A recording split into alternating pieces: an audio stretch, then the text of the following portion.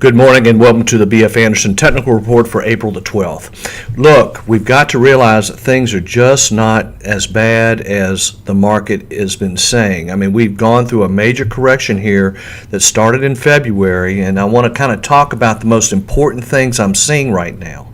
Now, I have some very encouraging news because I'm starting to see strength in a sector of the market that is very, very important to our strategy. So what I have here is the mid-cap stocks. This is the S&P 400. These are the middle-sized companies. And so just take a minute here with me and understand what I'm trying to say. Made a high in January. We got the correction, made a low.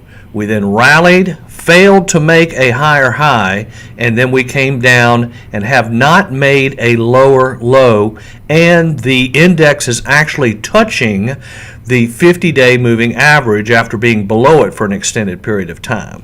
So that's the mid caps. Now here's the small caps. This is the small companies, the S&P 600.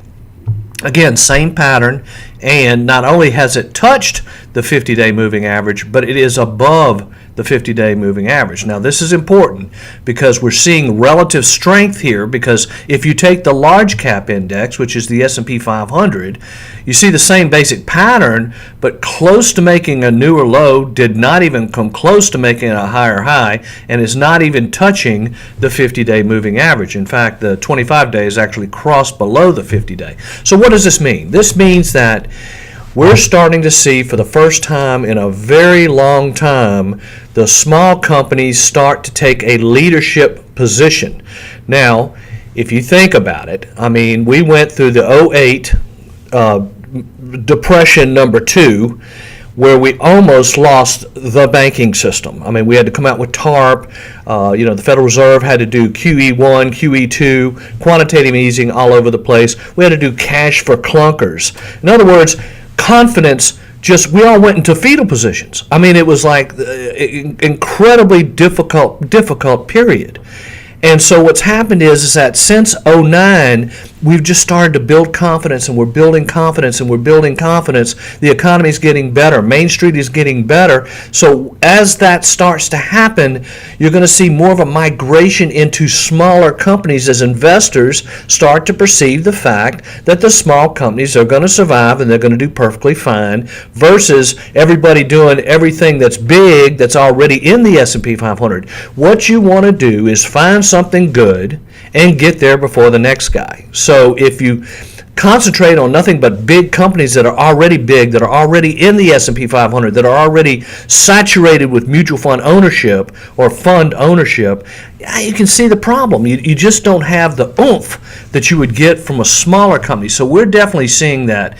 Now look, let's talk a little bit about where we are right now. Now I've got the S&P 500 index right here. Now, a big mistake that a lot of people make is that you'll get into a difficult market and we'll start to extrapolate or predict that it's going to stay difficult forever. In other words, once it's difficult, you start extrapolating, it's just going to continue to go down.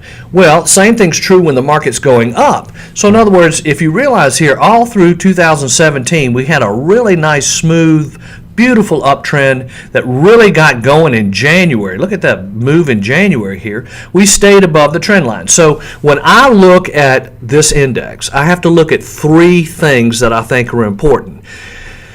You have to realize that easy markets are followed by difficult markets. It's just the way markets work. It's just something we have to understand.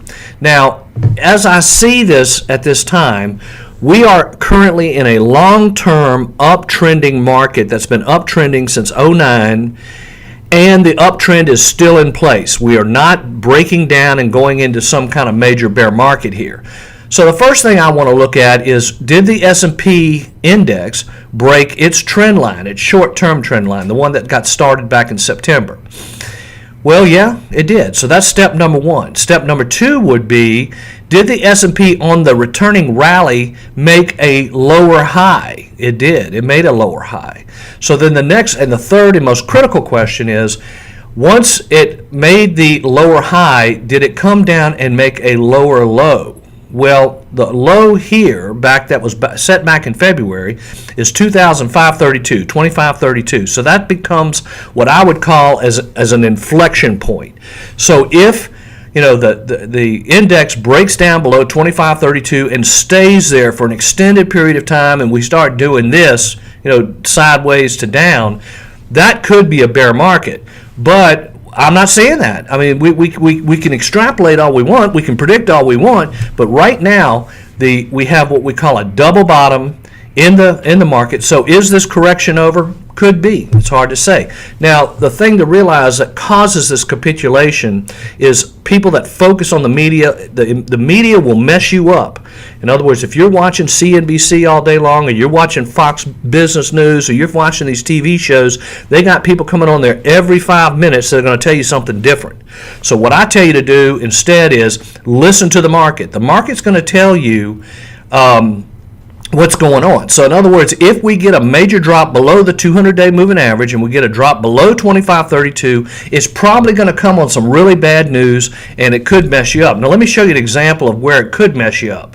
This is 1991. All right, we start the year out. Here's point A. We start the year out, and you got to realize most investors sell at the very worst time. All right, so most people would have been selling in here, and then boom, you get this major rally. So in 1991, we got the major rally back above the 200-day.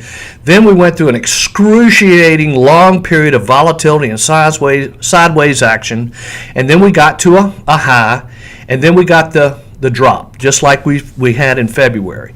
So step one, did it break the trend line? Yes, it broke the trend line. Did it fail to make step two, did it fail to make a higher high? It made a lower high. So then it came down to the prior low, broke that low. Most people would have said, oh, I'm out of this thing, I'm gone, blah, blah, blah, and I'll be damned if the thing didn't turn around and go up. From what we call a capitulation low. This is where people throw the towel in, where fear just overtakes greed. And so if you look at point A to point B in 1991, if you could have just gotten through this period, you made 26.18% return on your portfolio if you were just in the S&P. Now, we have to also look at the long-term stuff. This is the 10-20. This is where we're taking the S&P 500, comparing it to the 10-month moving average to the 20-month moving average. The capitulation low in 91 that we just talked about was the launching pad of a major long-term bull market. So if you capitulated out in 91, you missed one of the greatest bull markets that I've ever seen. Now, if we look at where we are today, again, back to the 10-20, just to bring you up to date, here's our trend line. We're above the trend line. None of the moving averages are crossing. So the message here is don't get too pessimistic. I mean, we're in a correction. You should take defensive action, but we're still in good shape long term. Now here is the Value Line Geometric Index, which is the average stock. This is an equally weighted index. Okay, here we go. We start out in 98. Boom, bear market. We get back up again in 07, boom, bear market. Then we rally back up again, boom, bear market. So we've had 3 bear markets in the last 20 years. So what do you think that's doing to the average investor's mind? It's creating a hatred for the stock market. I'm going to go do gold, or I'm going to go do Bitcoin, or I'm going to go do real estate and rent houses. By the way, I would never do that. Point is, we've got a lot of fuel here. So when I tell people we are on the launching pad of possibly one of the greatest bull markets in our lifetime, this is why. Because it's been so difficult for so long that we're now breaking out of this pattern. We're broken out of this box, and all this fuel is going to push this thing higher. Now, I've seen the same thing. I've seen this before. Between 1966 and 1982, the market hit 1,066 and then went down to 574, messed around forever, and then we get to 82, Reagan comes in, market breaks above 1,000 for the first time. Oh, shoot. Then we have a great bull market. So if you can actually see that here in this particular graph here. Again, look at these capitulation lows. Capitulation low, capitulation low, capitulation low. Now this was, I will admit, this was a very difficult period in here that was tough to own stocks. But what I'm trying to point out is that if you're going to get from point A to point B, you've got to understand there are going to be pullbacks in this market. So here's the crash of 87. I remember it I was sitting in my office that morning, and I look at my computer, I didn't even have a computer. It was a quote Bunkeramo quote machine, and stocks were dropping 30% one day. Now look, I'm running out of time, so let me keep going here. Abercrombie and Fitch. This is the watch list now. This is not a buy list. This is just what we're watching to see. Where's the strength? Where's the money coming into? Well, Abercrombie and Fitch, brick and mortar retail. Who would have figured that? Hold on one second. I had a little complication here. All right. So number 2 would be Continental Resources. This is an oil and gas situation. Again, the oil and gas stocks are starting to kind of percolate a little bit here. Keep an eye on them. All right, here's a stock I have to disclose. I own this stock. We own this stock. Our firm owns the stock. A company called Etsy. This is a small cap now, and I told you earlier that these small caps are starting to kind of do some things. Now, this broke out of a nice base here. This is a company that has about 50 million items for sale on the internet. It's a lot like an eBay. Now, they just brought in new management, and so that could be a catalyst.